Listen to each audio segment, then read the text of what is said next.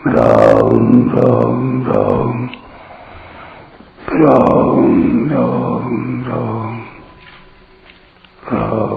राम राम नारायण नारायण। द्यूतं क्षालयतामस्मि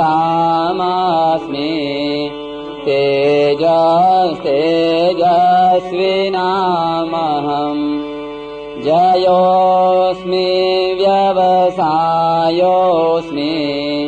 सत्वं सत्ववतामहम्। 36वां श्लोक। छल करने वालों में जुआ और तेजस्वियों में तेज मैं हूँ। जीतने वालों की विजय, निश्चय करने वालों का निश्चय और सात्विक मनुष्यों का सात्विक भाव मैं हूँ। व्याख्या। द्यूतं छलयतामस्मि। छल करके दूसरों के राज्य, वैभव, धन, संपत्ति आदि का सर्वस्व का अपहरण करने की विशेष सामर्थ्य रखने वाली जो विद्या है उसको जुआ कहते हैं। इस जुए को भगवान ने अपनी विभूति बताया है। एक शंका होती है कि यहाँ भगवान ने छल करने वालों में जुए को अपनी विभूति बताया है, तो फिर इसके खेलने में क्या दोष है? अगर दोष नहीं है तो फिर शास्त्रों ने इसका निषेध क्यों किया है? इसका समाधान है कि ऐसा करो और ऐसा मत करो, यह शास्त्रों का विधि निषेध कहलाता है। ऐसे विधि निषेध का वर्णन यहाँ नहीं है, यहाँ तो विभूतियों का वर्णन है। मैं आपका चिंतन कहाँ कहाँ करूं? अर्जुन के इस प्रश्न के अनुसार भगवान ने विभूतियों के रूप में अपने चिंतन की बात ही बताई है, अर्थात भगवान का चिंतन सुगमता से हो जाए, इसका उपाय विभूतियों के रूप में बताया है।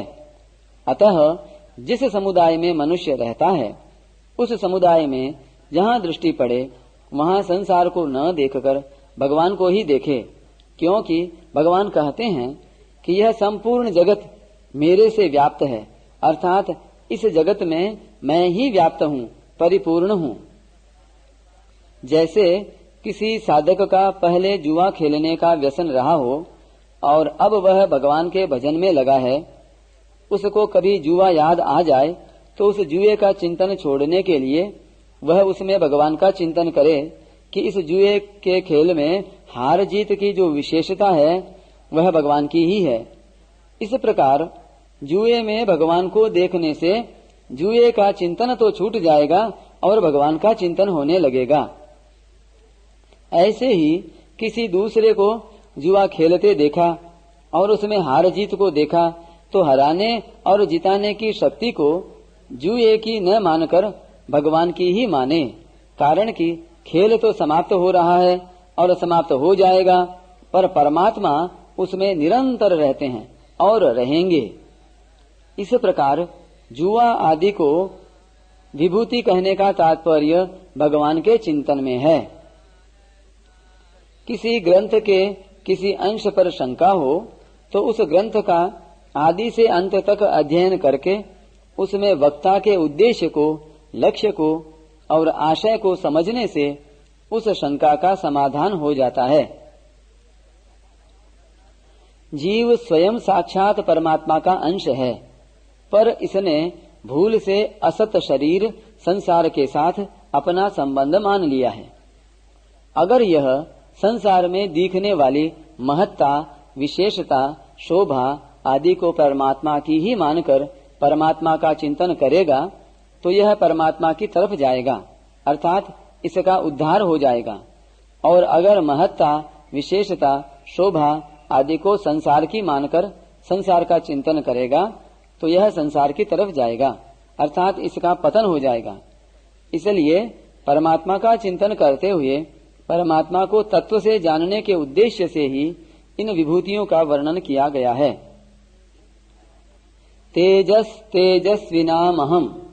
महापुरुषों के उस दैवी संपत्ति वाले प्रभाव का नाम तेज है, जिसके सामने पापी पुरुष भी पाप करने में हिचकते हैं। 7वें अध्याय में जहाँ भगवान ने कारण रूप से विभूतियों का वर्णन किया है वहाँ भी यही पद आया है, तेजस तेजस्विनामहम्। इस तेज को भगवान ने अपनी विभूति बताया है। जयोस्मि, विजय प्रत्येक प्राणी को प्रिय लगती है। विजय की यह विशेषता भगवान की है, इसलिए विजय को भगवान ने अपनी विभूति बताया है। अपने मन के अनुसार अपनी विजय होने से जो सुख होता है उसका उपभोग न करके उसमें भगवत बुद्धि करनी चाहिए कि विजय रूप से भगवान आए हैं। व्यवसायोस्मि, व्यवसाय नाम एक निश्चय का है। इस एक निश्चय की भगवान ने गीता में बहुत महिमा गाई है। जैसे कर्मयोगी की निश्चयात्मिका बुद्धि एक होती है, भोग और ऐश्वर्य में आसक्त पुरुषों की निश्चयात्मिका बुद्धि नहीं होती। अब तो मैं केवल भगवान का भजन ही करूंगा, इस एक निश्चय के बल पर दुराचारी से दुराचारी मनुष्य को भी भगवान साधु बताते हैं। इस प्रकार भगवान की तरफ चलने का जो निश्चय है उसको भगवान ने अपनी विभूति बताया है। निश्चय को अपनी विभूति बताने का तात्पर्य है कि साधक को ऐसा निश्चय तो रखना ही चाहिए, पर इसको अपना गुण नहीं मानना चाहिए, प्रत्युत ऐसा मानना चाहिए कि यह भगवान की विभूति है और उन्हीं की कृपा से मुझे प्राप्त हुई है। सत्वम सत्ववतामहम, सात्विक मनुष्यों में जो सत्व गुण है, जो सात्विक भाव और आचरण है, वह भी भगवान की विभूति है। तात्पर्य है कि रजोगुण और तमोगुण को दबाकर जो सात्विक भाव बढ़ता है, उस सात्विक भाव को साधक अपना गुण न मानकर भगवान की विभूति माने। तेज, व्यवसाय, सात्विक भाव आदि अपने में अथवा दूसरों में देखने में आए तो साधक इनको अपना अथवा किसी वस्तु व्यक्ति का गुण न माने, प्रत्युत भगवान का ही गुण माने। उन गुणों की तरफ दृष्टि जाने पर उनमें तत्वतः भगवान को देखकर भगवान को ही याद करना चाहिए।